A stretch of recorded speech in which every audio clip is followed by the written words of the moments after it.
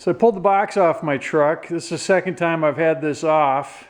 The reason it's off is because I'm doing some work on my cab corners, but while it was off, I thought what I'm going to do is something that somebody suggested last time it was off and I was in too much of a hurry to do, but it's to clean up this frame, get all the scale off of there and repaint everything. While I was doing that though, this is what I discovered. I've got a big hole in this cross member, and if you look close here, the frame is, or this cross member has been slowly flaking off bit by bit, and it's pretty thin all through here. So in this video, I'm going to replace that cross member. I'm going to clean up this frame and see if there's anything else that needs attention, and then just put a good coating of some sort of a paint, whether it's POR or some undercoating. I'm not sure at this point, haven't decided.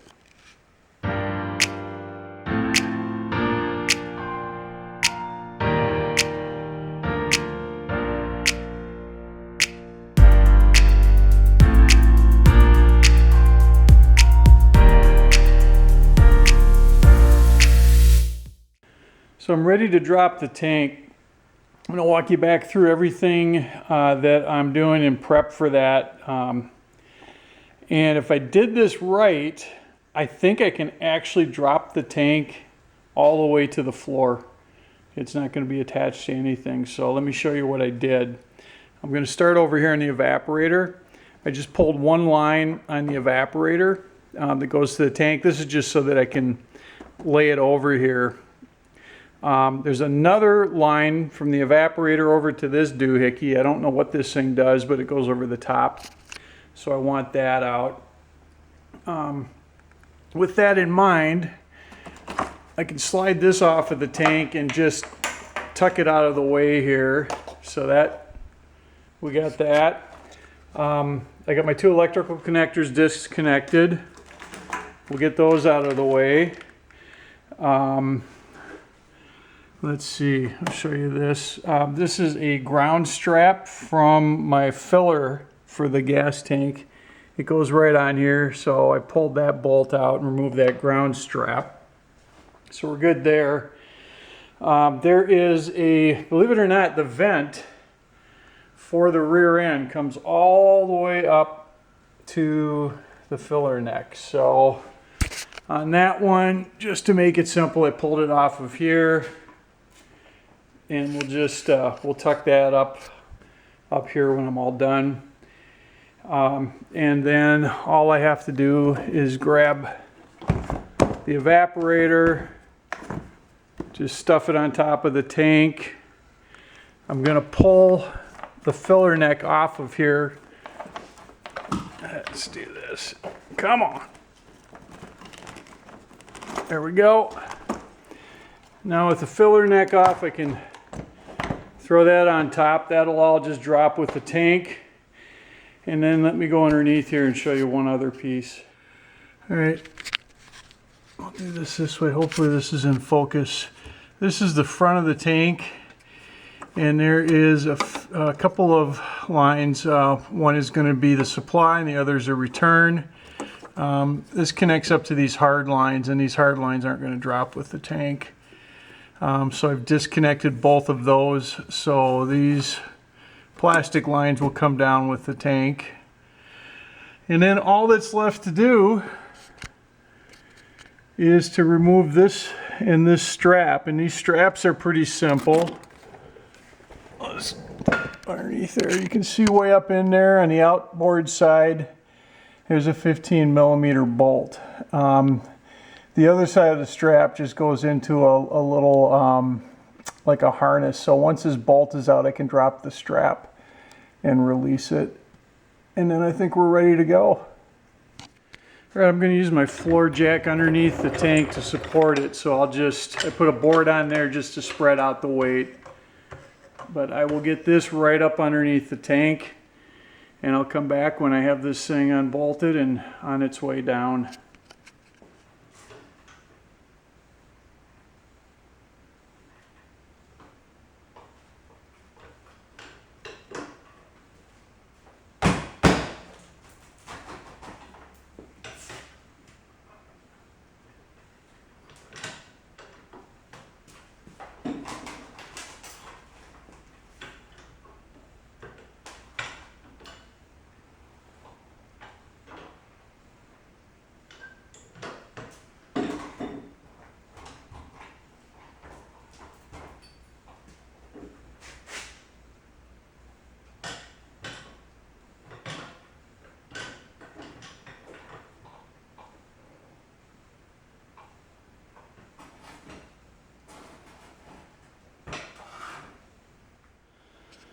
Okay, the tank's out. All I had to do is just jack up the truck to get it off of the jack and then just slide it out. So it's out of the way. I'm going to leave it here until I'm done with everything. Now I can focus on this thing and I can grind and do whatever I want without having to worry about having the gas tank right below me. So to me it's pretty clear why that thing rusted out. I mean, all of the moisture sits right in there. There's no place for it to go. And on top of here, because it just kind of sits in this trough and just rots this piece out. So that actually doesn't surprise me a whole lot. Okay, I want to knock all of this loose scale off of here before I put paint on here, and I think I'm going to use POR 15. So let's get this loose stuff.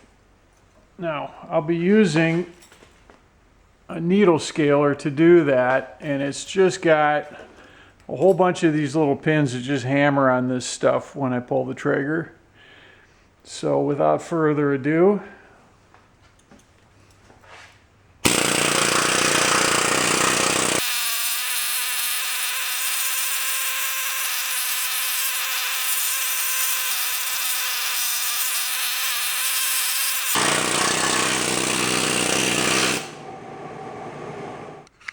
all right, let's get a closer look and see how that turned out.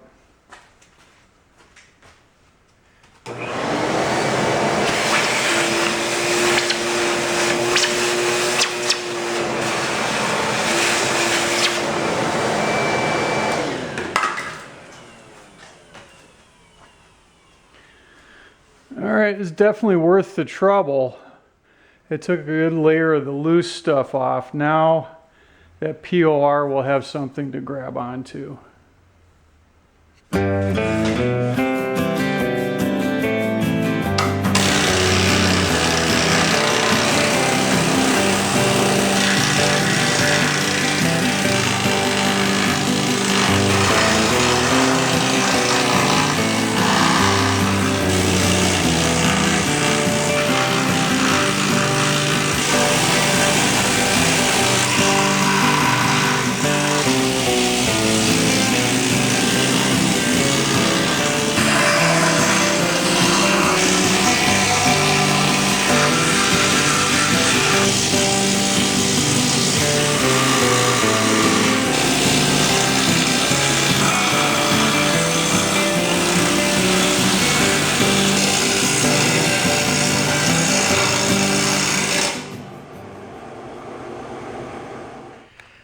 Okay, I've been using a needle scaler over on this side of this cross member that's bad, and this side is nice and solid.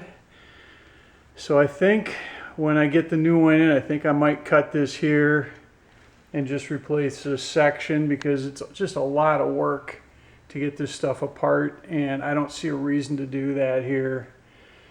So part of the reason I'm using a needle scaler is to be able to get a good look at this stuff. If there is problems with this, a needle scaler is going to expose that. And I'll show you another example here.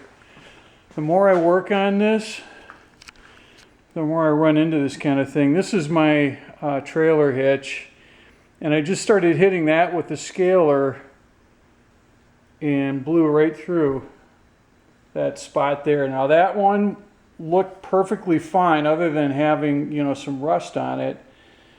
So this is why it's a good idea to use that needle scaler. At this point it just seems like the more I dig into this, the more I find the rest of it actually looks pretty good. So ordered up a new hitch. I'm not going to mess with this one. If this is bad, I don't want to take any chances, so we'll bolt a new hitch on. All right, I made some progress. I thought I'd stop and give you a quick spot check of where I'm at. So I'm still waiting for the cross member. It was supposed to be here last week, and I finally had to cancel and reorder because post office has no idea where this thing is. So in the meantime, what I did is I thought I would pull the old one out. Now this is the passenger side of that cross member, and it's actually in really good shape. You can see on the end here, you know, full thickness, So it's a lot of work to cut all these welds and get this thing out of here because it's welded on the inside and the outside. And in this side in particular, where it needed work, so I was able to get it off of there, but it was tough getting it off. And I noticed that it was actually rotted down onto this part of the frame as well. And again, that doesn't surprise me. So what I did was cut that out and made a patch. So this patch will go right in there before I put that cross member back in. But to get it fit right, what I did is I just cleaned up part of this, and I can run that back in. Let's just do this real quick. There we go.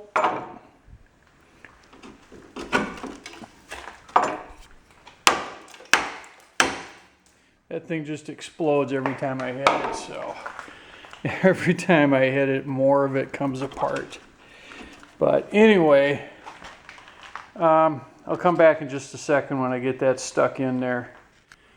Okay, I have this where I want it now, and I'm just using this old scrap here to position my patch to make sure it lines up where I want it. So I'm just going to weld that in before I put in the new cross member. Okay, this is my new cross member. Looks like a good quality piece of steel. It's at least as thick as the original, so I'm pretty happy with this piece. So I've laid it out here,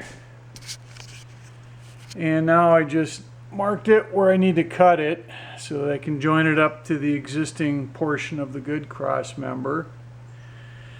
And then I have to fit it through this hole and weld it in.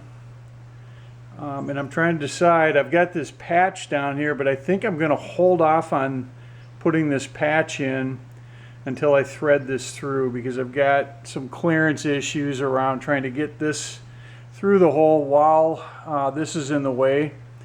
And I think this gap, let me pop that out, I think this gap down here might help me out. Got the cross member section fitted and prepped for welding, and like I mentioned earlier, this little patch will go in last. So it's prepped all the way around here, up on this joint. And the other thing I need to do is weld on this gas tank hanger bracket. So I've measured in from the old bracket. I know exactly where this needs to land. And what I'm going to do here is just tack this in place. Then I'll take this whole thing out again and weld it up where I can get at it. And I did index this. I put a line on here so I get it clocked back to where I want it. And I'm using a level underneath here to make sure I get it where I like it.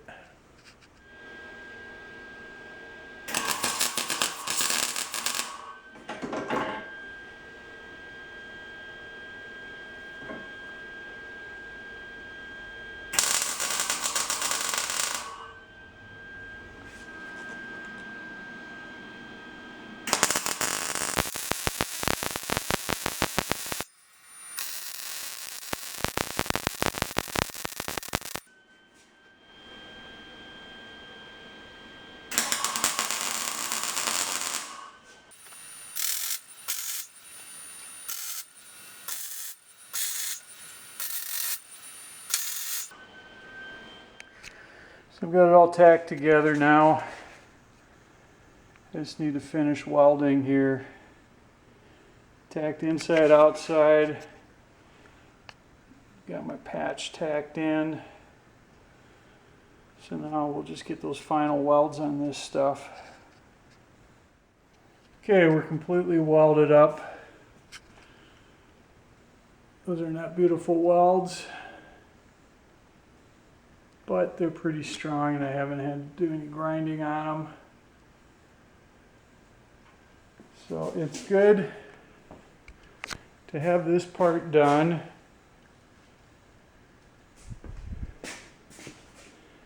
and to have that out of there. So the truck frame is all prepped now. I used mostly a needle scaler, but I did hit it with a wire wheel to get some of the stuff I couldn't get with the needle scaler. So we're ready now to prep it for paint. I'm going to use this stuff, Crud Cutter. I think it's made by Rust-Oleum. And this is a rust converter and a prep before I put paint on there. So I'll be mostly brushing it on, but I can also use a spray bottle here to spray areas that I don't think I can get into with a brush. So it's outside, and the reason it's outdoors is that you don't want to use this stuff around a concrete floor. It's pretty corrosive and it'll pit the floor up too. So make sure you take it outside before you do that, or at least get something, a tarp down on the floor.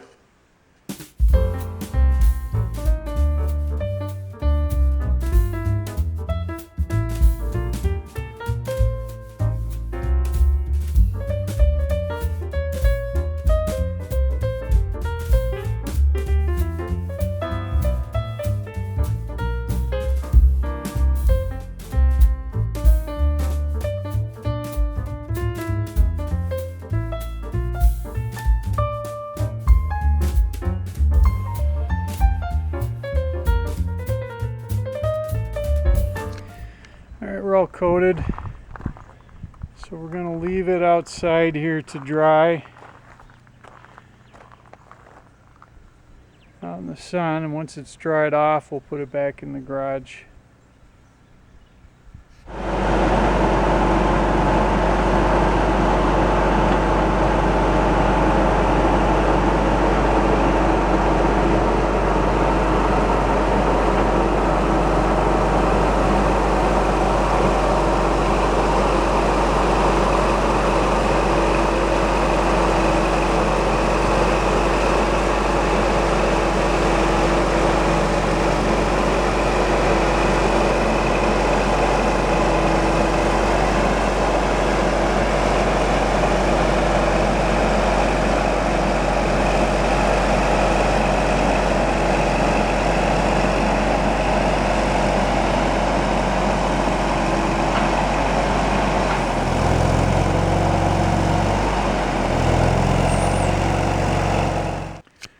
We got the frame all prepped. It's ready for paint now. So I know I mentioned I was thinking about using POR 15, but I landed on this product instead. It's by Eastwood, Rust Encapsulator Plus.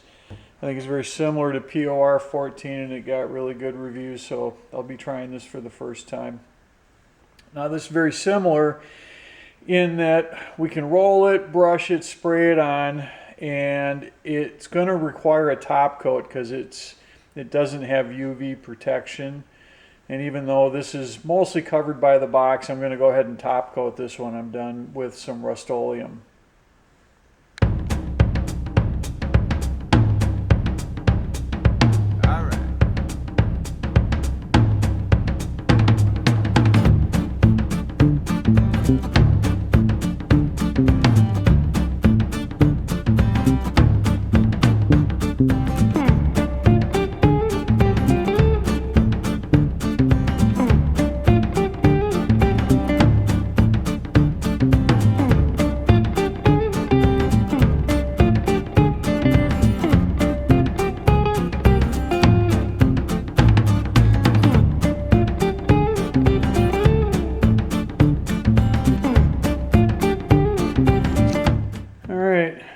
We got it all on there right now.